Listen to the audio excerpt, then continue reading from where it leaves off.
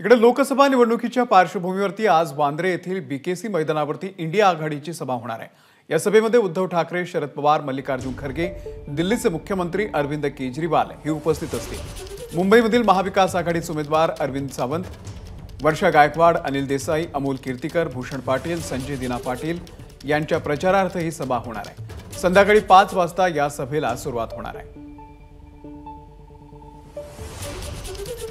तर इंडिया आघाडीची सभा ज्या बीकेसी मैदानातून होणार आहे त्या ठिकाणी आपले प्रतिनिधी कृष्णा केंडे सध्या आहेत।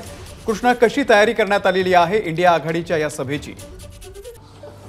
हेच बीकेसीचं मैदान आहे जिथे संध्याकाळी महाविकास आघाडीची सभा या ठिकाणी होणार आहे। शरद पवार असतील, त्याचबरोबर अरविंद केजरीवाल, उद्धव ठाकरे, मल्लिकार्जुन खरगे हे या ठिकाणी मुंबईकरांना आपल्याच उमेदवाराला मतदान करण्यासाठी आवाहन करताना पाहायला मिळतील। खरं तर आज 2 मोठ्या सभा आहेत, त्यामुळे या सभेला देखील तेवढंच महत्त्व आहे। एकीकडे जर आपण पाहिलं तर पंतप्रधान नरेंद्र मोदी हे सभा घेतील, तर दुसरीकडे मल्लिकार्जुन खरगे, अरविंद केजरीवाल, उद्धव ठाकरे हे सभा घेतील। गेल्या काही दिवसांपासून आरोप प्रत्यारोपांच्या फैरी या ठिकाणी एकमेकांवरती झाडलेल्या जात आहेत आणि त्याचा मुख्य विषय जो होता तो विलनीकरण होता। त्यामुळे आज या सगळ्या संदर्भामध्ये काय भूमिका घेतली जाते हे पाहणं देखील महत्त्वाचं असणार आहे आणि त्यामुळे अरविंद केजरीवाल, शरद पवार, उद्धव ठाकरे, मल्लिकार्जुन खरगे हे आज नेमकी काय भूमिका घेतात, कारण की मुंबईमध्ये